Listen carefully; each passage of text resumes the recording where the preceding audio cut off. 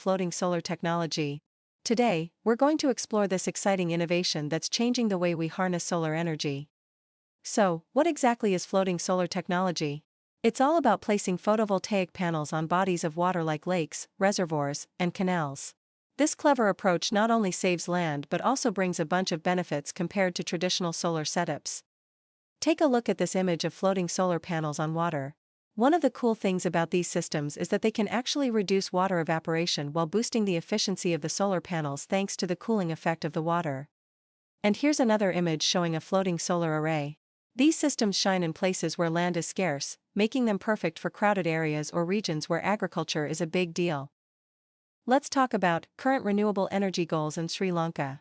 This is an exciting topic that highlights the country's commitment to a sustainable future. Sri Lanka has set an ambitious target to generate 70% of its power from renewable sources by 2030.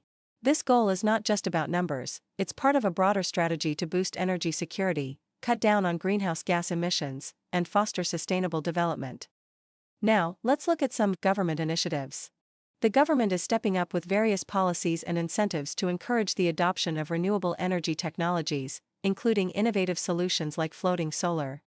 Speaking of floating solar, it presents a fantastic opportunity. Potential for floating solar shows how this technology can help maximize renewable energy production without taking up valuable land resources. It's a crucial piece in the puzzle of reaching the country's energy goals. Let's explore the potential benefits of floating solar and see how this innovative technology can make a positive impact. First up, we have water conservation.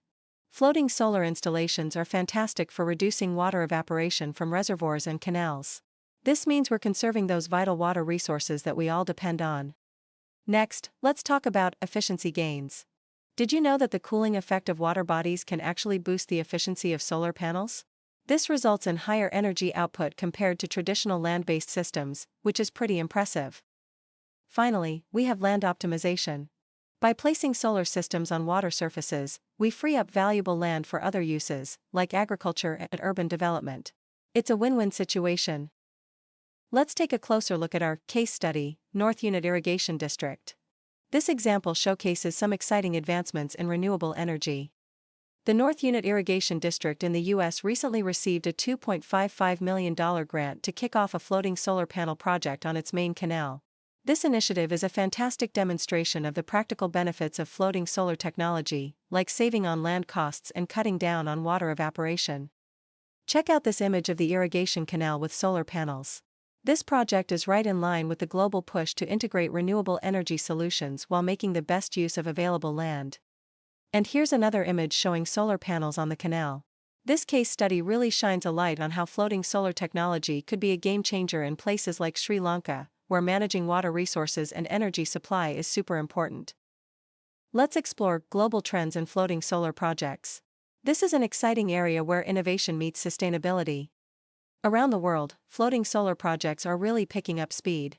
For instance, in Indonesia, Masdar and the state-owned utility company PLN are working together to create the world's largest floating solar power plant, boasting an impressive capacity of 500 megawatts. Take a look at this image of a large floating solar plant. These projects highlight how scalable and effective floating solar technology can be in boosting renewable energy generation and cutting down carbon emissions. And here's another image showing solar panels on water. The success of these initiatives could inspire similar projects in other countries, like Sri Lanka, paving the way for a greener future. Let's talk about integration with hydropower systems. This is an exciting area where innovation meets sustainability. By combining floating solar with existing hydropower systems, we can really optimize energy production and make the most of our infrastructure. This hybrid approach takes advantage of both solar and hydroelectric power, giving us a more stable and reliable energy supply. Now, let's look at enhanced efficiency. When we integrate floating solar panels with hydropower systems, we not only boost overall efficiency but also cut down on operational costs. And then there's resource optimization. This method makes the best use of our existing water bodies and infrastructure, allowing us to maximize energy production without needing extra land. Let's talk about the challenges in implementation when it comes to floating solar projects. It's not all smooth sailing, right? First up, we have technical challenges. These projects can face some tricky issues, like making sure the floating platforms are sturdy enough and figuring out how water movement affects the performance of the solar panels. Next, we need to consider environmental concerns. It's important to think about how these installations might impact aquatic ecosystems and how we manage waste and pollutants during installation and maintenance. So, how do we tackle these challenges? It all comes down to thorough planning, solid engineering solutions, and keeping an eye on the environment to make sure our floating solar projects are both sustainable and effective. Let's talk about policy adaptations for investment and how they can shape the future of renewable energy in Sri Lanka.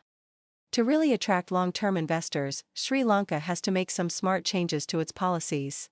This means creating a supportive environment for floating solar projects, which includes offering incentives, simplifying regulatory processes, and making sure there are accessible climate finance options.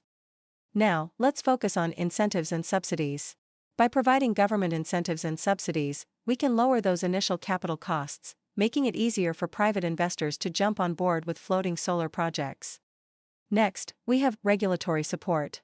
When we streamline regulatory processes and set clear guidelines, we can help speed up the approval and implementation of these projects, which means less waiting around and more action for investors.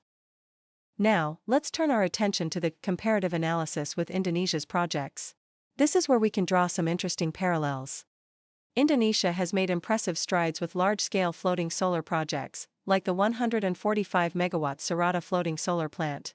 This success offers valuable lessons for Sri Lanka, especially since both countries face similar challenges, such as limited land and plenty of water resources. Floating solar could be a great fit. Take a look at this image of floating solar panels in Indonesia. It highlights how crucial strong government support, effective public-private partnerships, and thorough planning are for achieving successful outcomes. And here's another image showing a large solar array on water. Sri Lanka can definitely take cues from Indonesia's approach to develop its own floating solar projects, using their best practices while steering clear of common mistakes. Let's talk about future prospects and revenue opportunities in the exciting world of floating solar energy. The future of floating solar in Sri Lanka is bright, with significant revenue opportunities on the horizon. This technology not only supports the country's renewable energy goals but also helps tackle local power shortages. By embracing floating solar, Sri Lanka can boost its energy security, lower electricity costs, and establish itself as a leader in renewable energy innovation. Now, let's explore revenue generation.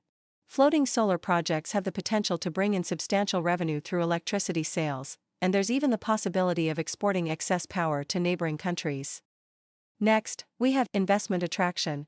By implementing comprehensive policy changes and offering incentives, Sri Lanka can draw in both domestic and international investors, which will help stimulate economic growth and create jobs in the renewable energy